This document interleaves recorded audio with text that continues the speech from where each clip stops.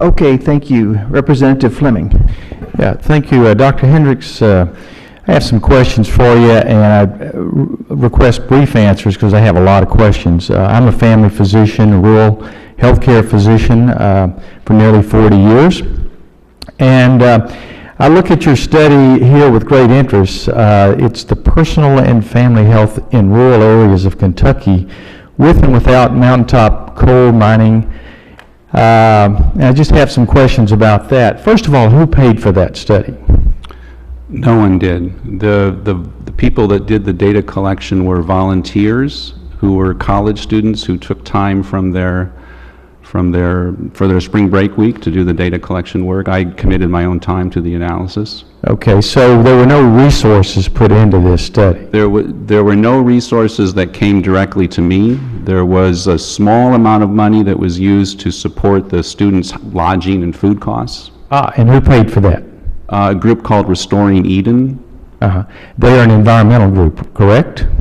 They are a group that promotes... Sir, yes or no, are they an environmental group?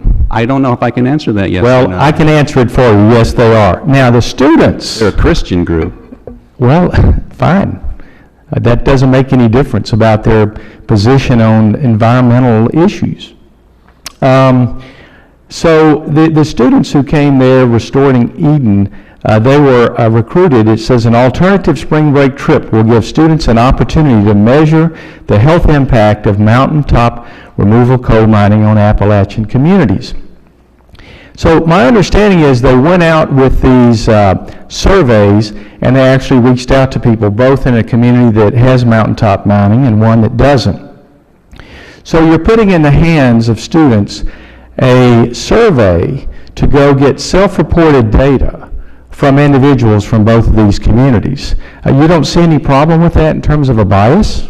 No, absolutely not. They were trained and they did the same exact approaches in both settings. These are trained scientists? They were trained to do the surveys. Okay, they're basically student volunteers who were given these surveys to go out and ask self-reported data about hypertension, about heart disease and cancer. Well, this is interesting in your survey results.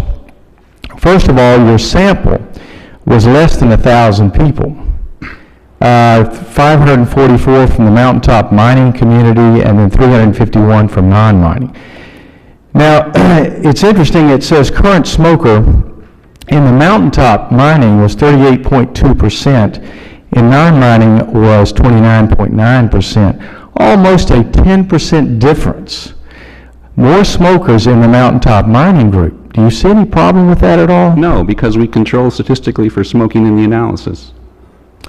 Well, no, sir, you didn't control.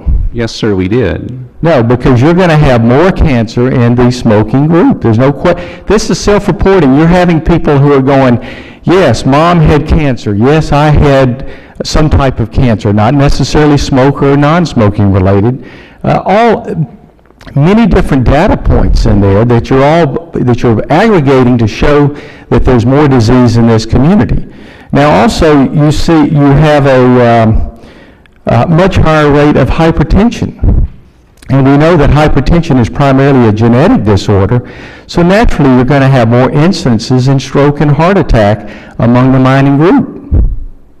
Correct? No, I don't believe that's correct. It's true. That's related also to other behaviors and to potential environmental exposures as well. Right. It's due to many different data points, not just the fact that they're around mining. That's why correct? we're controlled for those. You control for those. How do you control for that? It's a common statistical analysis to control for other risks. So you use statistical analysis to control for the difference. Of course. Okay. Obesity, 43.4% in the mining group, 30.2% in the non-mining. That is a 13% difference, sir. And again, we all know that obesity sets the stage for a higher rate of hypertension, diabetes, cancer, every disease that you have listed here. So I would have to say to you, sir, I've seen fifth grade science projects that were more scientific. You know, I came here not to be insulted. Yeah, I'm sorry, sir, but I have the time. The time is mine, and I'm sorry, but I didn't ask you that question. So my basic point here is, you want us to set policy and damage jobs, take away job opportunities from people based on nonsense science here. Is that a question? I'm not asking you a question, sir. I'm making a statement. And as a result of this, you should be embarrassed to be here with a study like this. You realize you're testifying before Congress, and this information will be used later on. And I think, quite frankly, you should be embarrassed about that. Mr. Chairman, I yield back. Representative Lummis.